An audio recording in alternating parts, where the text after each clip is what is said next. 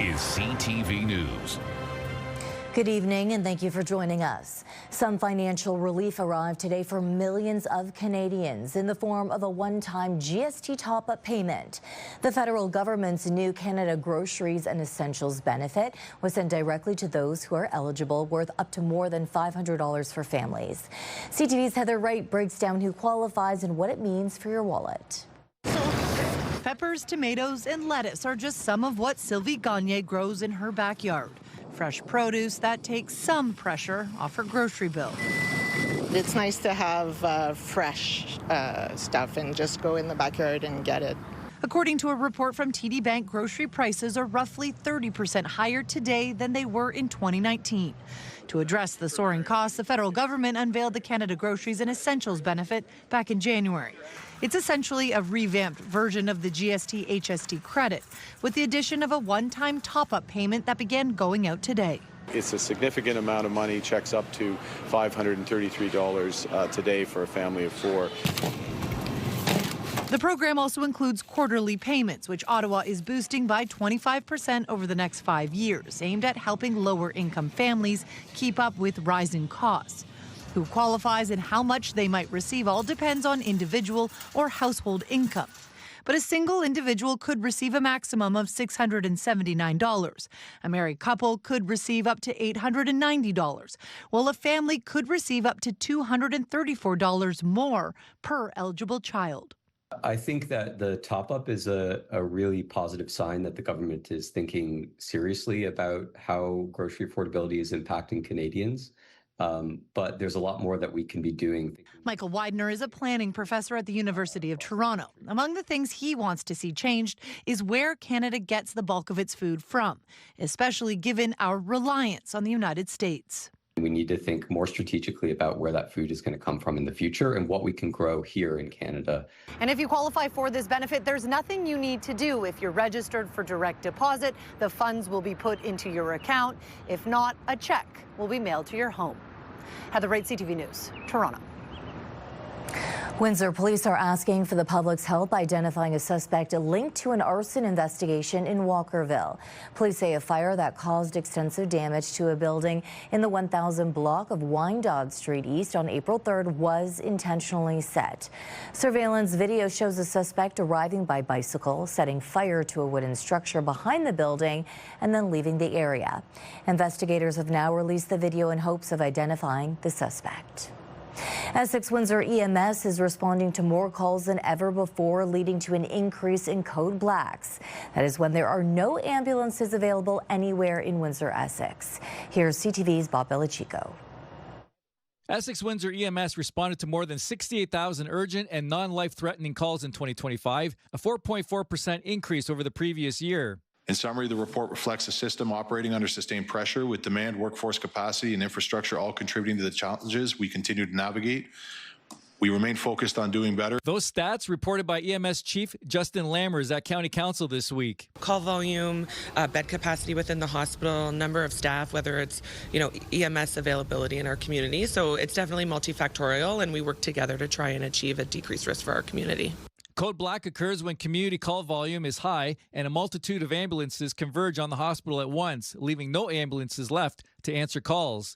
The biggest jump came in Code 3 calls, EMS transporting a patient to hospital with no lights or sirens needed. Those calls rose by 14%. Whether you arrive via EMS or you walk in, patients are treated by what we call acuity, so how sick you are versus how maybe not sick you are, and that's how we bring people into the department and how people are treated. Despite the increase in calls, EMS is seeing improvements at local hospitals.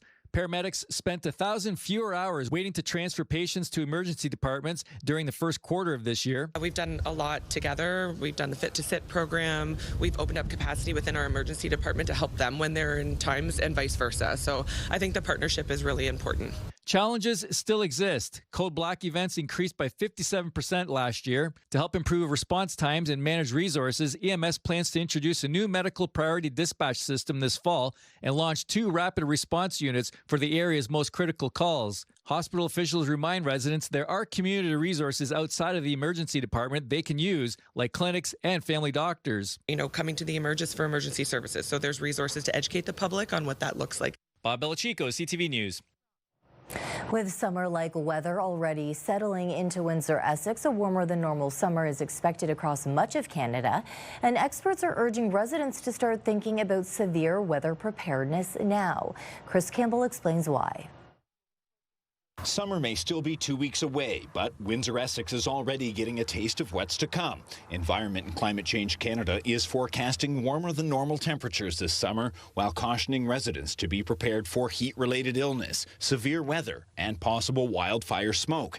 Jennifer Smith is a national warning preparedness meteorologist with Environment Canada. I would expect a warmer summer with the still that same potential for severe storms. Those storms are nothing new for southwestern Ontario. New research from Western University's Northern Tornadoes Project suggests tornado activity has shifted eastward over the past several decades. The center of tornado activity in the country used to be southern Saskatchewan, and now it's southern Ontario. Dr. Dave Sill says Windsor, Essex remains particularly vulnerable. The area lacks some of the natural protection other parts of southern Ontario receives from the Great Lakes. The lake protection isn't there for Windsor and Essex County. While Ontario has recorded 4 tornadoes so far this year, all near London, experts say preparation remains key. Environment Canada is also launching a new thunderstorm outlook tool next week that will help Canadians identify areas where conditions are favorable for severe storms up to 36 hours in advance.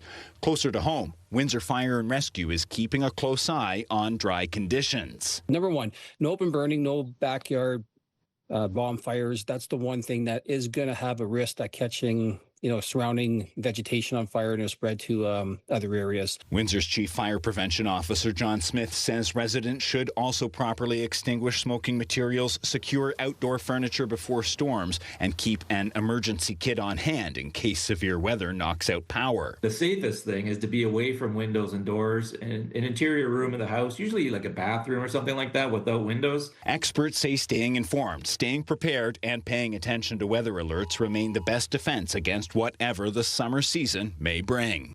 Chris Campbell, CTV News.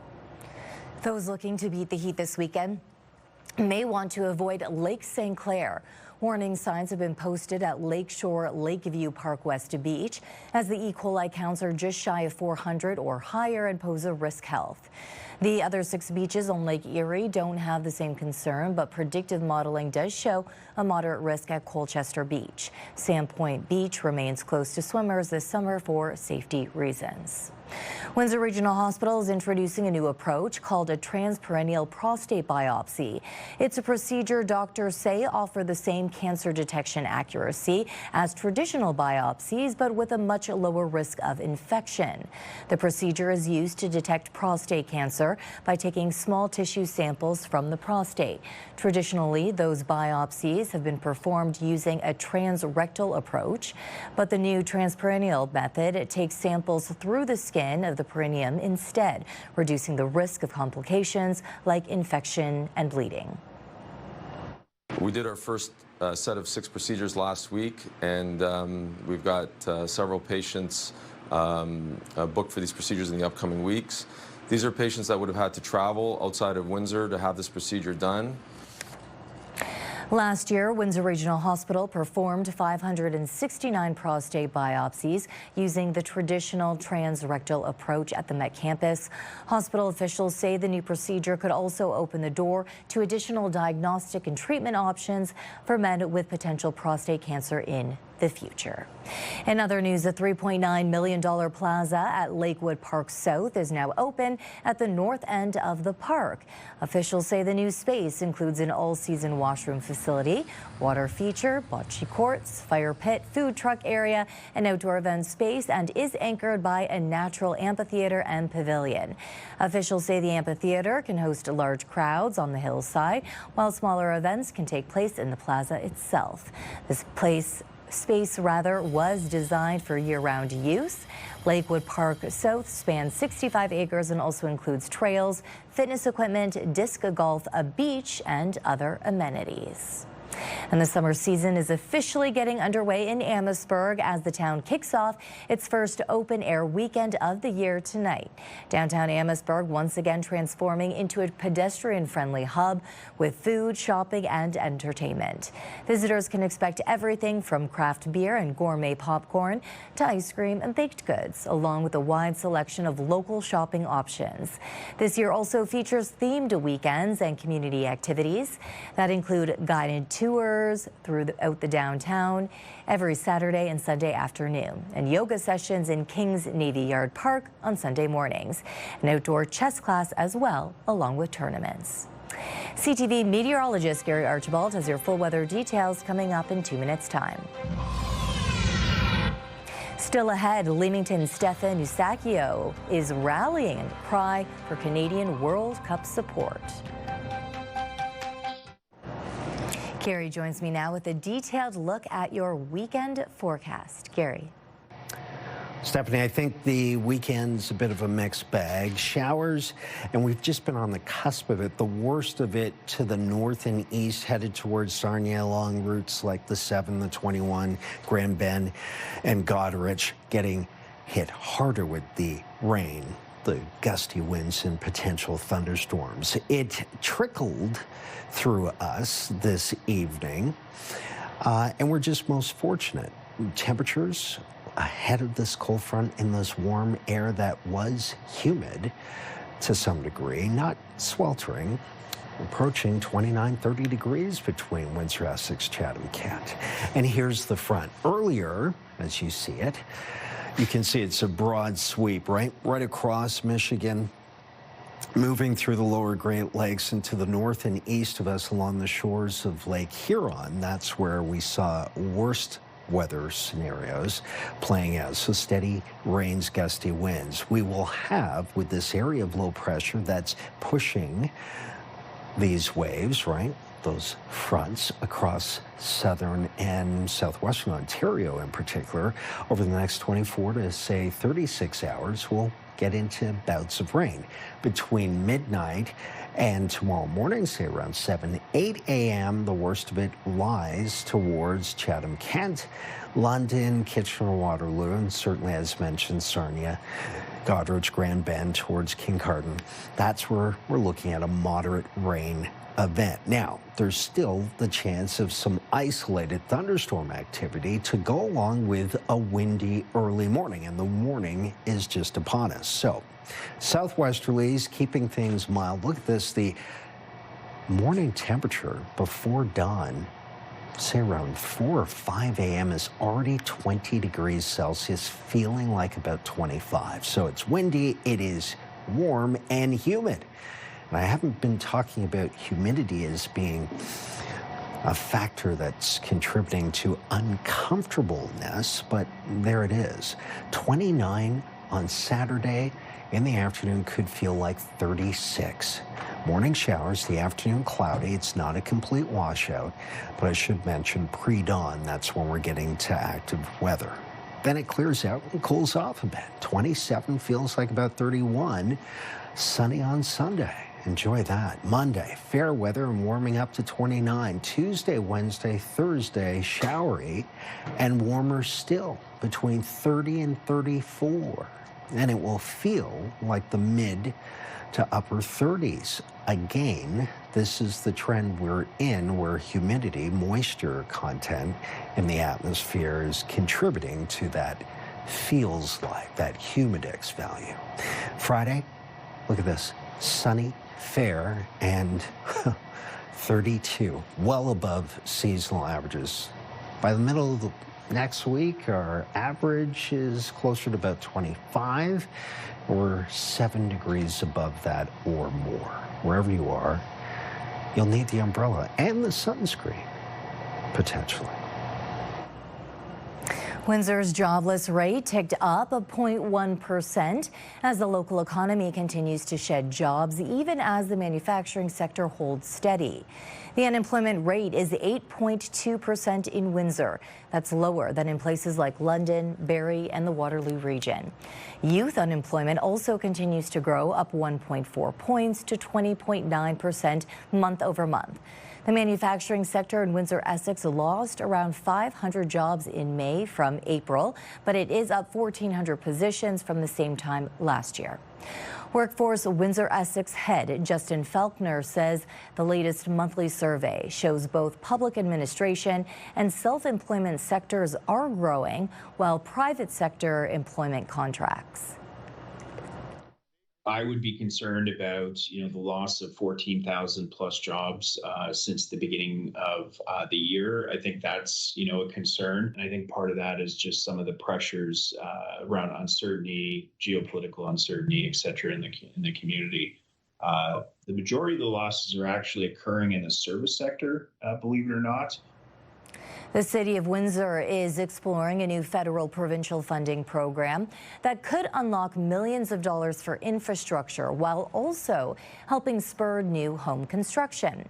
The Development Charge Reduction Program will provide funding for projects such as roads, water, wastewater, and transit. But municipalities must reduce development charges by at least 30% and maintain those reductions for 3 years. Mayor Drew Dilkin says city staff are reviewing the details of the new funding program to ensure Windsor maximizes its potential funding. A report outlining the city's application strategy is scheduled before council on Monday. Dilkin says Windsor plans to submit an ambitious proposal, adding that reducing development charges could help stalled housing projects secure finances move forward. So what we're trying to figure out is the 10% of the development charges that will not be rebated through this program. Can we make up for that, and how long would it take for us to make up for that through the new property taxes that we're going to generate? A Windsor City Councilor thinks the city should look at billboards as another form of income. Ronaldo Agostino is planning to ask at Monday's city meeting if the city can get into the billboard business. He says the city of Vaughan has created millions of dollars by putting billboard signs on city property. Agostino explains the money is used to help the unhoused population, mental health, and addiction. East Road Expressway, there's potential there to have some really cool billboards up there, and other parts of the city that you traditionally wouldn't see a billboard because the infrastructure doesn't exist, that the city does own. So basically we're putting our land to really good use, and then we're going to put that money to really good use.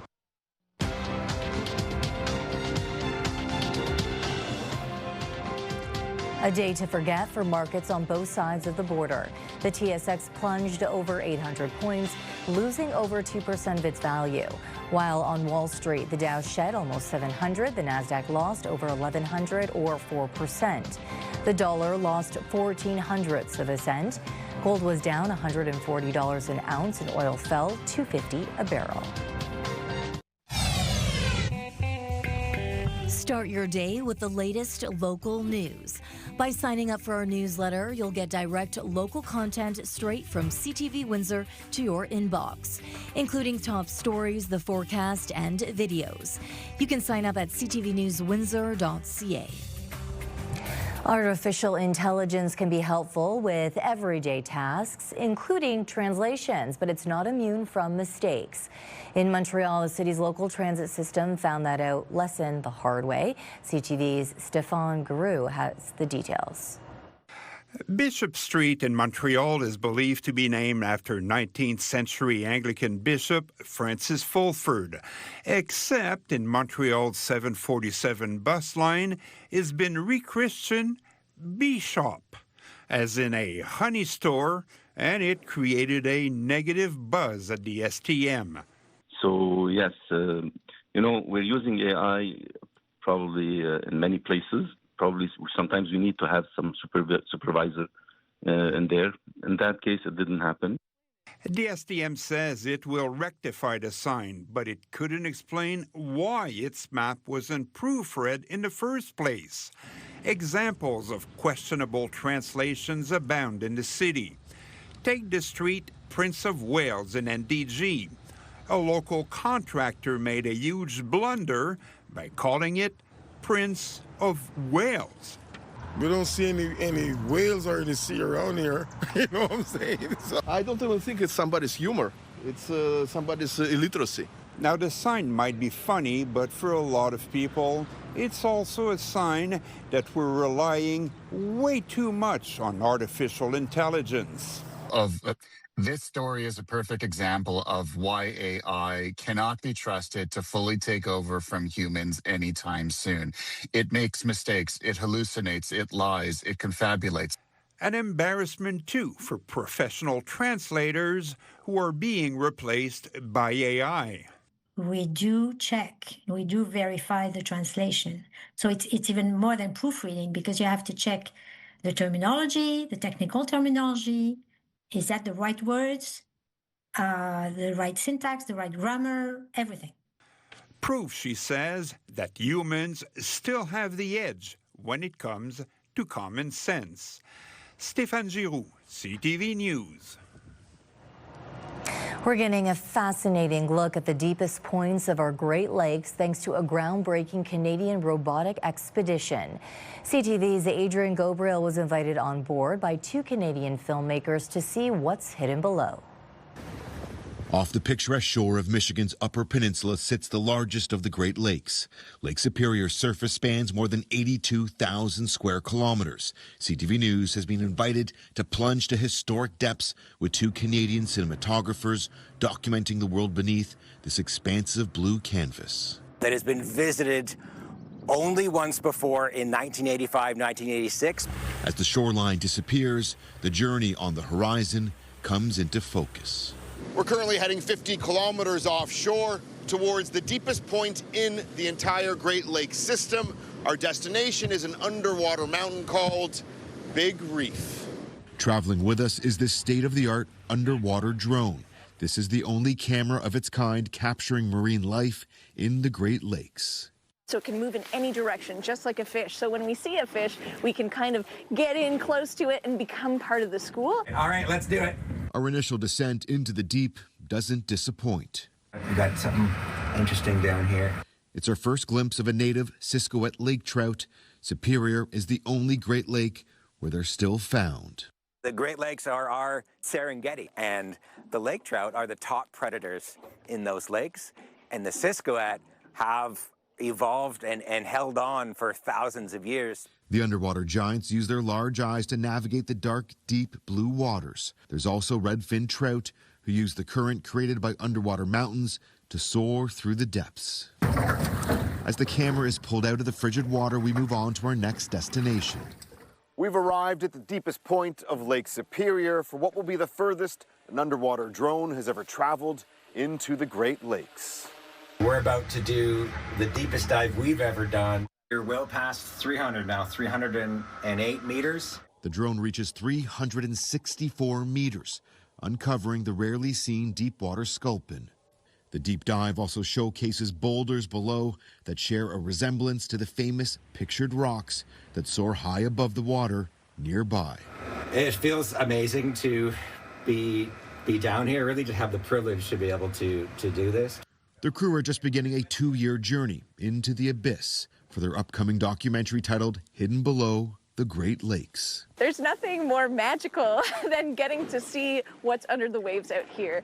A picture-perfect perspective bridging humanity's understanding of a freshwater ecosystem seldom witnessed before. Adrian Gabriel, CTV News, Munising, Michigan. Discussion here at Windsor City Hall. Windsor's top stories. A major project is about to get underway. Breaking news alerts. Severe weather is a possibility. And watch live. Good evening, and thank you for joining us. Download the CTV News app.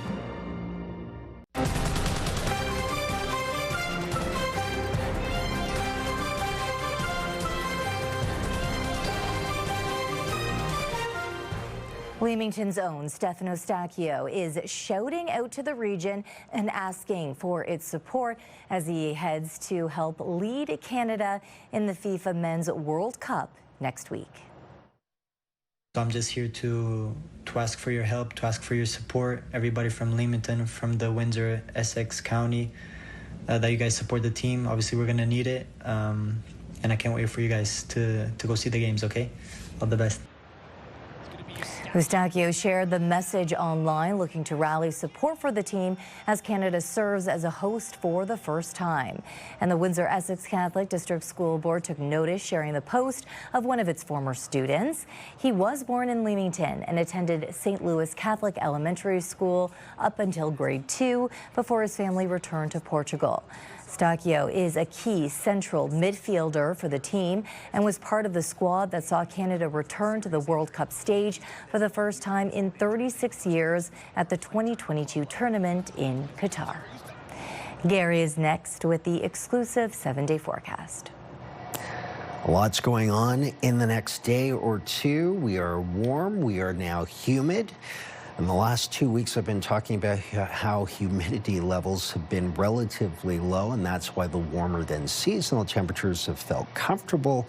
And it's been a lovely, beautiful streak of just gorgeous weather. Now it's active. We need the rains, though, for our growers, and our lawns and gardens. So we'll take that. But 29 feels like 36 tomorrow. It's going to be hot and, well, uncomfortable for some. I don't like the humidity when it's like that personally. Some may. Sunday, warm, 27. Gain our average, 24. And then between 29 and 34 Monday through to Friday of next week. Showers through the midweek in particular. And above seasonal temperatures yet again. So there you have it, your 7-day forecast. Enjoy your weekend, folks. Stefanie? Scientists are celebrating some amazing new discoveries after a trip to Africa, including a bizarre glowing spider that left them baffled. Take a look at this. This fluorescent glowing spider species was the headline in a slew of fascinating new critters and creatures discovered in Central Africa. A recent survey conducted by the Wilderness Project documented dozens of species, some previously unknown to science. Examples include a flower mantis, seen using its camouflage abilities to blend in with its surroundings, and an armored cricket, which researchers say may deter predators by spraying its own blood. And as for our luminous, long-legged headliner, researchers say it's previously unknown species of a crab spider that glows radiantly when exposed to ultraviolet lights. As to why, scientists say for now, they just don't know. That is your news for tonight. Thank you for joining us. See you right back here on Monday.